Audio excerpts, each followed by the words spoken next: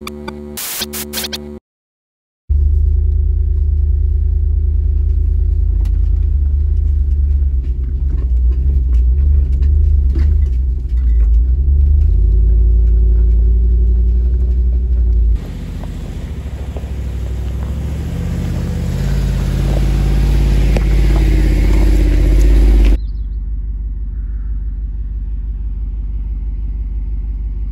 we've got some trail info to show you this week.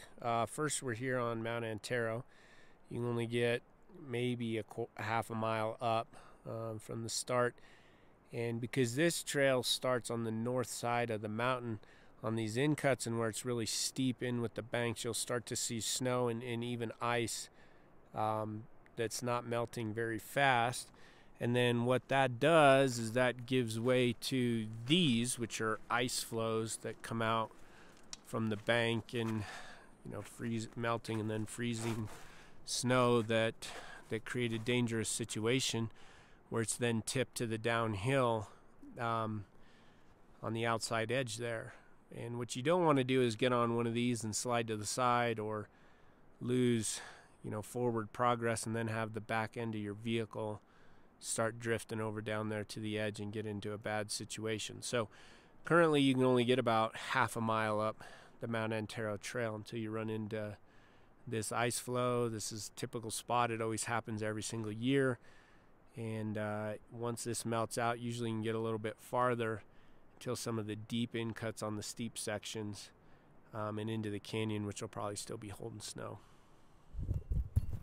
So while there's not a lot to report on Mount Antero here as far as access so far, we were able to get over to Tincup and then up towards Hancock after on the 15th there when the motorized, wheeled motorized forest order came off.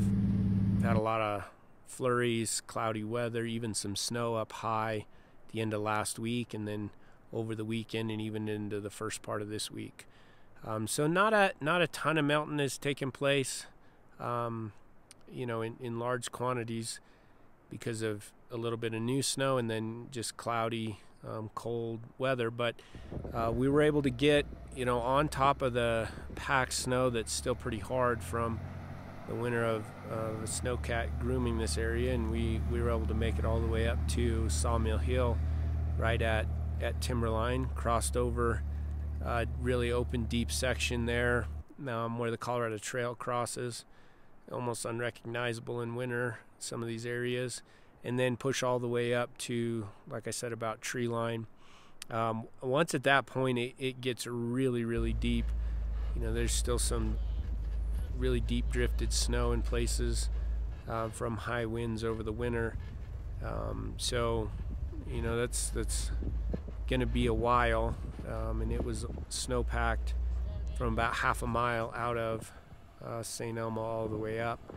And we were able to go over to the Hancock town site and get to the East Alpine Tunnel trailhead there. And this is how deep it is. You know, this is the bridge there where you go into Alpine Tunnel parking lot, and it's packed down to where we were above the edges of the guardrail there.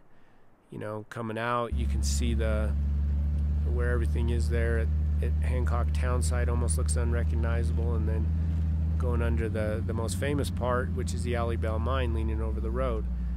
And that's important. Like when you go up in the summer and springtime, and it doesn't even just apply to over here around St. Elmo, it's really everywhere, that early on in the day when the temperatures are cold, you may stay on top of the snow, and then later on as the day gets warmer and the snow gets softer, something you drove over coming up, you could, you know, sink in down to the frame and get stuck coming out. So you really got to be aware of your surroundings and the conditions, and then make sure you go with somebody in case that happens, and stay far enough apart that you're not both stuck at the same time. So if somebody needs a little bit of a yank to get out of a situation, you can help them out. And with that, you know, we want you to go out. We want you to have a good time. We've all got a little bit of cabin fever over the winter and anxious to get out on some trails. But just, again, be really aware of your environment. With the snow levels that we've got, in the mountains there could be really deep runoff in water coming. So if you're unfamiliar with the crossing, if you roll up to a water crossing and it's moving extremely fast and you don't know the depth of that, it's best to stay out. You wouldn't want to sink a vehicle, lose a vehicle downstream, worst case scenario. You need to be prepared for washouts. You know, if things get really hot really quick and a lot of water comes down, there could be sections of road that are washed out. Again, don't go around obstacles, don't go around snow, don't go around down trees. If you can't deal with whatever it is in front of you and remove it or go over top of it, it's best just to turn around. That'll really help us minimize resource damage and keep trails open.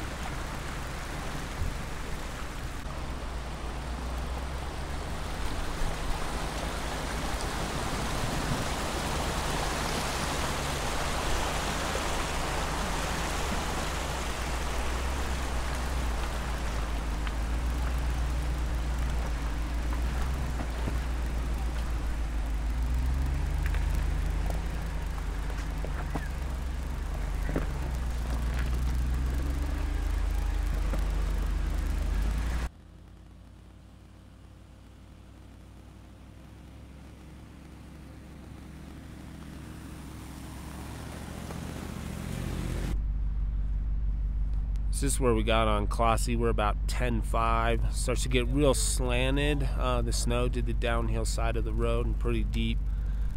Push you off the road if you're not careful. So yeah, just like everybody everywhere else we've been talking about, we're going to turn around here at about 10,500 feet. So we thought we'd go over to Lost Canyon. We're right about 10.5, snowing hard. Maybe a little over 10.5. This is about where we thought we'd get to on the corner here where the big culvert is in the dark timber. It's pretty deep there. And there's a nice place here where you can turn around. So same as everywhere else. We bopped over to Lost Canyon here since we were in the neighborhood, and about 10.5 is as far as you can go. There's your trails report for this week. Number of areas we visited personally on the ground.